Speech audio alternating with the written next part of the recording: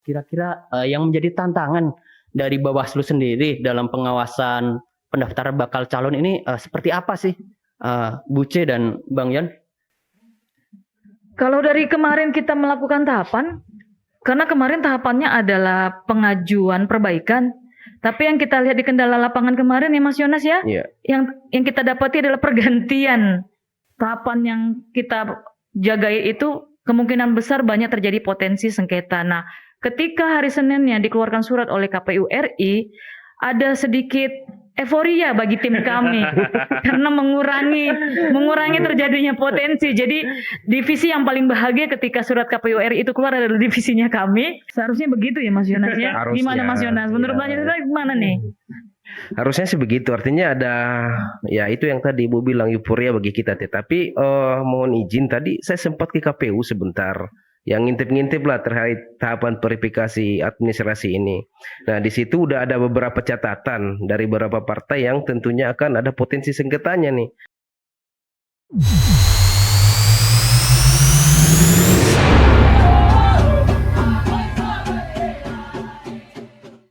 Assalamualaikum warahmatullahi wabarakatuh. Salam, Om Swastiastu, Namo Buddhaya, salam sejahtera bagi kita semua. Sahabat Bawaslu dimanapun berada, jumpa lagi dengan saya Bagus di podcast Bawaslu Papua. Bawaslu Papua pasti profesional, akuntabel, sinergi, transparan, dan inovatif. Di sini kita akan ngulik-ngulik lah membahas tentang pendaftaran bakal calon anggota DPD dan bakal calon anggota DPRD Provinsi Papua serta potensi sengketanya. Di sini sudah hadir dua narasumber kami. Ada salah satu Sri Kandi Bawaslu Provinsi Papua, Ibu Harice Latui Hamalo. Halo Ibu. Halo Mas Bagus. Di sini juga ada Abang Yonas Randanbuah. Halo Abang. Halo Mas Bagus.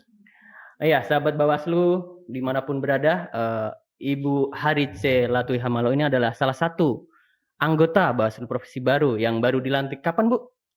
Kita ini Bawaslu 5 orang dilantik tanggal 1 Juli 2023 di Jakarta kemarin Mas Bagus. Wah, lumayan baru ya Bu ya nih. Ya, kita masih anak bayi. Selamat bergabung Ibu di Bawaslu Provinsi Terima Papua. kasih. Iya, mungkin kalau boleh tahu biar sahabat Bawaslu juga tahu sebelumnya backgroundnya nih Bu. Sebelumnya Ibu mungkin bisa menceritakan ke sahabat Bawaslu mungkin di bidang apa begitu Bu sebelum di Bawaslu ini Bu?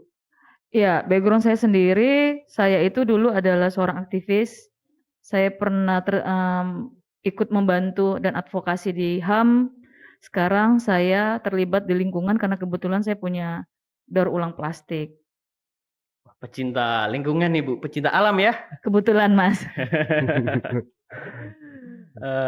Iya Bu, Ibu kan termasuk baru nih di Bawaslu. Kemudian Ibu juga kalau boleh tahu mengampu di divisi mana ya Bu ya? Mungkin bisa Ibu sampaikan ke sahabat Bawaslu nih. Kebetulan berdasarkan hasil pleno kita bersama dengan teman-teman anggota Bawaslu yang lain, saya dipercaya untuk mengampu divisi hukum dan penyelesaian sengketa. Oh iya, kalau boleh tahu lagi nih Bu, salah satu tugas pokoknya mungkin salah 3 kah? Tugas dari divisi hukum penyelesaian sengketa Bu? Kalau tupoksinya sesuai dengan Perbawaslu 3 tahun 2022 tentang tata kerja dan pola hubungan Badan Pengawas Pemilu itu sendiri, ada 15 ya tupoksi dari divisi kita. Divisi kita bertiga ini, kebetulan hostnya juga bagian dari kami. Jadi salah 3-nya itu salah satunya pembentukan perundang-undangan, terus advokasi hukum dan tentunya kajian-kajian hukum dan analisis hukum lainnya. Pasti tugas-tugas ini berat ya Bu ya, makanya harus ada staf lah yang dampingi. Tentunya saya itu dibantu oleh, kebetulan saya paling cantik sendiri karena saya didampingi oleh 4 jagoan yang termasuk Mas Bagus, Mas Yonas, Mas Fahmi dan Mas Wijayanto yang kebetulan lagi membantu verifikasi administrasi di KPU. Jadi saya sangat bersyukur sekali saya dilindungi oleh 4 laki-laki jagoan ini. Iya. Tadi begitu background dari Ibu Ice atau Buce, sahabat Bawaslu.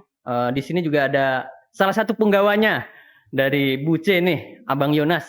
Kalau boleh tahu, Bang Yonas nih, kebetulan kalau di sini paling senior ya, Bang ya? Kalau bisa dibilang begitu ya? Ya bisa juga sih Mas. Pengalamannya dari Abang Yonas sendiri kalau boleh diceritakan ke sahabat Bawaslu nih. Baik Mas Bagus dan sahabat Bawaslu dimanapun berada. Kalau saya sendiri sih di Bawaslu Provinsi Papua itu dari 2013 sampai sekarang. Jadi kurang lebih 10 tahun ya. Aduh. Udah 2 periode, ini mau periode ketiga lagi nih. Lumayan juga ya. Lumayan. Iya, sudah SD kelas 3 kalau sekolah ini. Dan secara pengalaman sendiri juga kebetulan di periode-periode sebelumnya itu kan udah di rolling juga di berbagai divisi, pernah di divisi pengawasan, di penanganan pelanggaran, SDMO, bahkan di yang sekarang juga mengampu podcast ini di Humas pernah juga, dan sekarang ada di divisi hukum mendampingi ibu kita yang paling cantik, Ibu Ice. Mungkin begitu Mas Bagus. Iya. Jadi ini jagoannya Bawaslu karena semua divisi sudah pernah dia. Paling senior ini ya. Iya. Oh ya Bu, di masing-masing tahapan itu kan diampu atau ada PSC-nya masing-masing. Kalau di divisi hukum dan penyelesaian sengketa sendiri, kebetulan mengampu atau menjadi PSC tahapan apa sih Bu? Sebenarnya ini kan dari semua rangkaian tahapan pemilu ini ada 11 sahabat-sahabat Bawaslu, supaya kita tahu ada 11 tahapan menuju kita nanti 14 Februari. Ini adalah tahapan keempat. Nah, kita sendiri di Bawaslu itu dipercaya oleh teman-teman yang lainnya divisi hukum dan penyelesaian sengketa untuk menjadi PIC dalam pengajuan perbaikan verifikasi dokumen. Oh. Berarti untuk pendaftaran bakal calon DPD dan bakal calon anggota DPRD ini di hukum dan divisi penyelesaian sengketa ya? Iya, benar sekali Mas. Mungkin saya kembali ke Bang Yonas nih. Di pendaftaran DPD sendiri Bang, ini sudah berapa banyak nih bakal calon DPD yang mendaftarkan di KPU? Mas Bagus, jadi mulai dari pendaftaran pencalonan DPD itu kurang lebih sekitar 19 calon yang mendaftar, tetapi hingga sampai sekarang ini sisa 11 orang. Nah, kemarin di tahapan perbaikan dokumen itu pengajuan itu baru 1 yang memenuhi syarat dan 10-nya belum, sehingga dia mengajukan perbaikan dokumen pencalonan yang dilakukan di tanggal 26 sampai tanggal 9 Juli kemarin. Jadi kurang lebih itu 11 orang. 11 orang ya. Jadi untuk pendaftaran DPD sendiri, sahabat Bawaslu di mana berada, untuk di Provinsi Papua itu sudah 11 bakal calon DPD yang telah mendaftar. Kemudian untuk bakal calon anggota DPRD Provinsi sendiri yang sudah mendaftar, Bu Uca. Dari yang mendaftar kalau DPR Provinsi Papua itu dari total keseluruhan itu 796 untuk merebut 45 kursi dari 7 dapil. Sedangkan yang mengajukan perbaikan sendiri itu ada 777 dari 18 partai. Banyak sekali ya ini ya. Lumayan Mas. Ini Bu, tadi kan sudah disampaikan bahwa kemarin tahapannya perbaikan ya? Ya, perbaikan. Yang untuk partai politik sendiri terakhir ada proses apa lagi nih Bu? Yang baru-baru kemarin kita awasi. Kan tahapan pengajuan perbaikan dokumen bakal caleg itu sebenarnya dari tanggal 26 Juni sampai dengan 9 Juli. Yang artinya diberikan kebebasan dan kesempatan untuk masing-masing partai untuk memperbaiki masing-masing dokumen mereka bagi para masing-masing calegnya.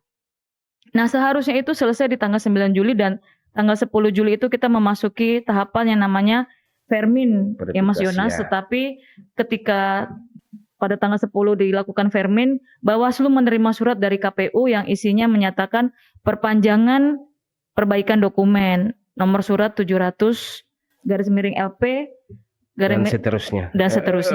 Itu berarti untuk khusus parpol saja ya Bu ya? Atau DPD juga? Iya, khusus parpol saja. Khusus parpol. Kalau boleh tahu dari proses penggantian perbaikan dokumen sendiri di tanggal 10 sampai 16 kemarin, sudah berapa partai politik sih Bu yang mengajukan penggantian perbaikan dokumen persyaratannya? Kurang lebih 16 ya Masnya. Dari 18 partai itu 16 yang mengajukan. Sisanya ada 2 lagi, mungkin Mas Yonas bisa bantu sebutkan. Ya, yang duanya itu ada Partai Garuda dan Perindo. Mereka mungkin udah merasa baik kayaknya, udah merasa lengkap dokumennya sehingga dia nggak mengajukan permohonan perbaikan dokumen. Jadi ada totalnya 16 partai yang mengajukan. Yang sementara di tahapan ini dilakukan verifikasi. Mungkin bisa dijelaskan juga nih Bu Ica dan Mas Yonas, kira-kira yang menjadi tantangan dari Bawaslu sendiri dalam pengawasan pendaftaran bakal calon ini seperti apa sih? Bu C dan Bang Yon? Kalau dari kemarin kita melakukan tahapan, karena kemarin tahapannya adalah pengajuan perbaikan, tapi yang kita lihat di kendala lapangan kemarin ya Mas Yonas ya, yang kita dapati adalah pergantian bakal calon. Itu yang kita tidak setujui, karena kemarin tahapannya bukan tahapan pergantian pencalonan tapi pergantian dokumen perbaikan. Itu sih tantangannya, itu yang akhirnya bikin kita juga agak mundur waktu untuk Verminnya, karena mereka rata-rata hampir lumayan banyak ya parpol yang mengajukan pergantian caleg, bukan pergantian dokumen perbaikan. Misalnya seharusnya dari pas dia diinput di silon itu ijazahnya belum dilegalisir ya Mas ya, dia ganti dengan yang sudah dilegalisir. Nah tapi pada kenyataannya di lapangan calegnya itu yang dia ganti, atau pindah dapil atau nomor urutnya pindah, itu yang akhirnya memperlama proses tahapan itu sendiri. Oh ya, tadi kan disampaikan silon ya. Untuk silon sendiri ini mungkin bisa dijelaskan dari Bawaslu bisa akses seperti apa sih untuk silon ini? Nah, untuk silon sendiri yang ada ini kan kebetulan di tahapan pencalonan ini kan semuanya by silon. Jadi silon itu ada 3, silon untuk KPU sendiri, silon untuk partai politik, dan untuk Bawaslu sendiri. Dan kemudian khusus untuk kita di Bawaslu, kita nggak bisa mengakses secara detail isi dari silon itu sendiri. Misalnya partai ini calonnya ini persyaratannya itu apa-apa aja, kita nggak bisa lihat. Tetapi hanya berupa rekap daripada jumlah calon yang ada, misalnya dari setiap partainya. Kemudian di dalam itu juga ada kolom yang kolom udah memenuhi syarat atau tidak memenuhi syarat, nanti kita akan lihat. Dan ada nanti kita bisa download berita acara setelah dilakukan verifikasi, nanti berita acaranya di situ. Tapi secara detail untuk kita mau melakukan pengawasan dapat melihat dari dokumen masing-masing calon itu kita nggak bisa, sehingga Bawaslu harus melekat lagi kepada KPU itu sendiri. Jadi itu juga tantangan sih sebenarnya Mas, yang harusnya kalau umpamanya silonnya dia open berarti kita nggak perlu ke KPU, tetapi kita buka silon aja, tetapi karena nggak terbuka jadi ya kita harus melekat di KPU seperti itu. Iya, sahabat Bawaslu, yang perlu diketahui tadi yang sudah disampaikan, berarti pengawasan dari Bawaslu ini harus pengawasan melekat begitu ya? Iya. Bu ya? Harus melekat. Ya. Karena silonnya sendiri hanya menyampaikan berupa informasi umum, untuk rinciannya sendiri yang bisa mengakses adalah KPU. Dari proses-proses pengajuan perbaikan sendiri, kalau Ibu Ica dan Bang Yonas lihat kemarin, kemungkinan masih ada potensi sengketa atau bagaimana ya Bu ya? Soalnya kalau dilihat dari prosesnya sendiri, pengajuan perbaikan sendiri kan tanggal 26 sampai 9 Juli, tapi ada tambahan instruksi dari KPU untuk perpanjangan penggantian perbaikan dokumen persyaratan nih. Kemungkinan masih adakah atau tidak potensi sengketanya sih Bu? Ketika kita diskusi kemarin, ingat nggak sampai dengan hari Minggu tanggal 9 Juli, kebetulan tim kita ini sampai 22 jam kurang lebih Mas Yonas dan Mas Bagus itu jaga di KPU. Sahabat-sahabat Bawaslu. Jadi hari terakhir itu kita mulai standby dari jam 10 pagi sampai hari Senin jam 9 pagi baru kita selesai. Nah, di situ kita membahas soal apabila tahapan yang kita jagai itu kemungkinan besar banyak terjadi potensi sengketa. Nah, ketika hari Seninnya dikeluarkan surat oleh KPU RI, ada sedikit euforia bagi tim kami karena mengurangi terjadinya potensi. Jadi divisi yang paling bahagia ketika surat KPU RI itu keluar adalah divisinya kami, divisi hukum dan penyelesaian sengketa, karena itu pasti artinya itu kan memberikan kesempatan dan seluas-luasnya ada 6 hari bagi parpol untuk double cross check.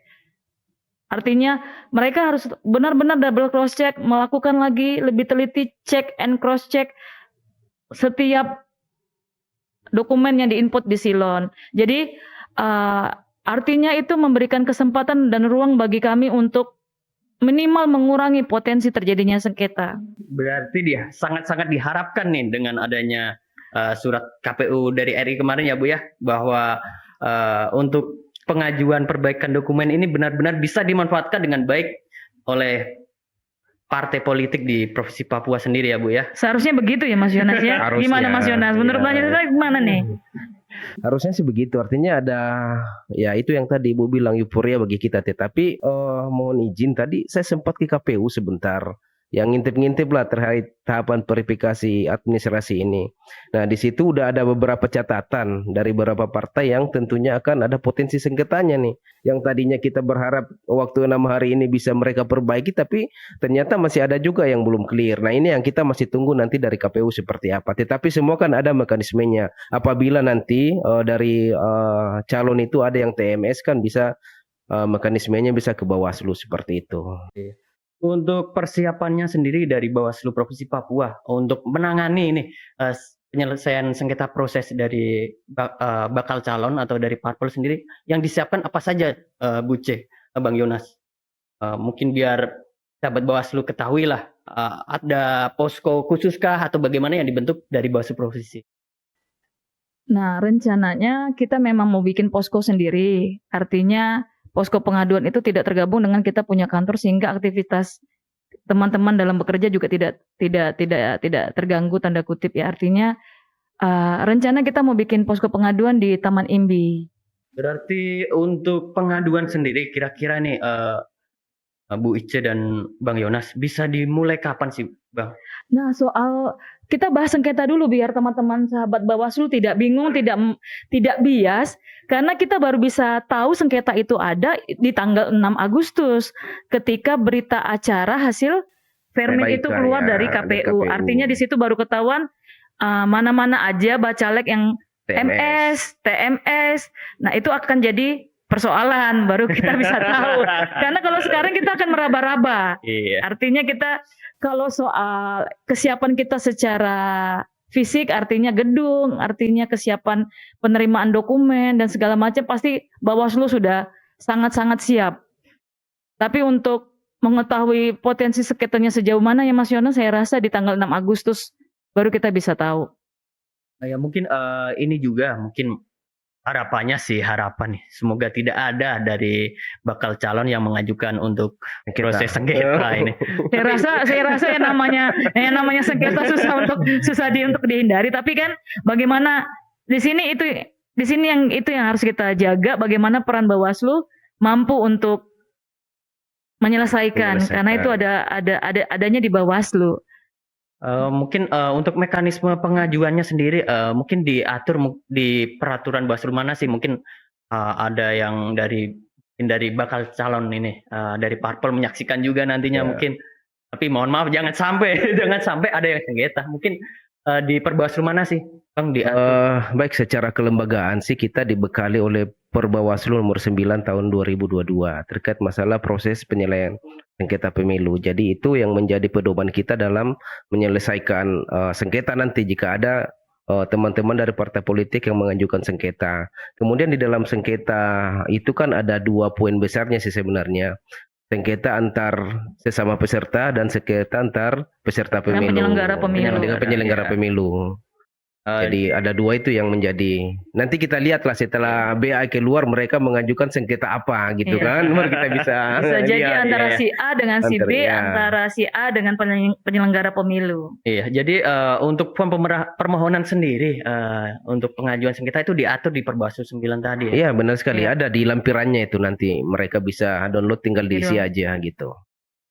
Mungkin untuk sahabat-sahabat Bawaslu Bang, Bu Ice juga mungkin biar mereka ada yang mau lebih tahu nih ngulik-ngulik lagi untuk pendaftaran bakal calon DPD maupun bakal calon anggota DPRD ini bisa dilihat di aturan mana sih? Mungkin bisa disampaikan juga ke sahabat Bawaslu dimanapun berada ini. Kalau untuk pendaftaran DPD itu sendiri diatur dalam PKPU 11 tahun 2023.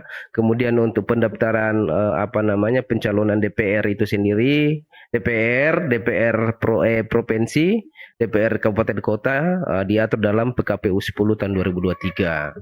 Ya. Itu ada. Mungkin begitu untuk sahabat-sahabat Bawaslu dimanapun berada yang mau mungkin nih di tahun 2029 ya, ada yang mau nyalon nih sebagai bakal calon anggota DPD atau bakal calon anggota DPRD nih, bisa lihat juga syarat-syaratnya itu di PKPU 10 dan 11 itu ya, Bu Ica ya, Bang. Kalau PKPU-nya tidak berubah ya Mas ya. Karena bisa saja berubah nanti di 2029 kan kita nggak tahu ini. Ya demikian tadi kita ikuti bersama podcast Bawaslu Papua tentang pendaftaran bakal calon anggota DPD dan bakal calon anggota DPRD Provinsi Papua. Kita ketahui bersama tadi untuk bakal calon DPD sementara sudah ada 1 yang MS, 10 yang masih proses perbaikan yang dimana nanti di tanggal 6 bisa kita lihat apakah MS semua atau TMS, begitu juga untuk bakal calon anggota DPRD provinsi. Ya, terima kasih Bu Ice dan Bang Yonas atas kesempatannya. Kita ngulik-ngulik bersama untuk tema kita pada podcast kali ini, pendaftaran bakal calon anggota DPD dan bakal calon anggota DPRD dan potensi sengketanya. Nah, mari kita tutup. Bawaslu Papua pasti. Terima kasih semuanya. Kami pengawas pemilihan umum